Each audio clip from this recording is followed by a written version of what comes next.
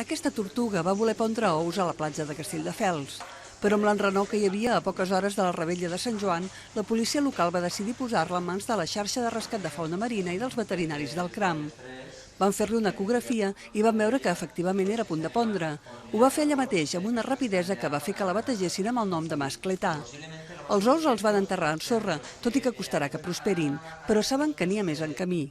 De normal fan una primera posta i poden realitzar hasta un màxim de 5-7 postes distanciades en unes 2 setmanes entre elles. Ara la nostra sospita és que aquesta és la seva primera posta i que durant els pròxims 15 dies realitzarà altra posta. Després li van col·locar un emissor via satèl·lit per poder-li seguir la pista durant uns mesos. Li van curar una ferida a l'ull i va quedar llesta per ser alliberada. Des de fa un parell d'anys ha augmentat el nombre de tortugues babaues que venen a pondre a les platges de la Mediterrània occidental. Perquè els ous prosperin és imprescindible la col·laboració ciutadana. Si es veu una tortuga a la platja, cal no intentar tocar-la, no fer soroll ni espantar-la amb el flaix de càmeres de fotos. I cal trucar al 112. De moment, l'emissor de la mascletà no ha carregat prou energia solar per donar senyal, però aviat podran fer-ne un seguiment força acurat, com ja fan amb altres tortugues. No lo sé.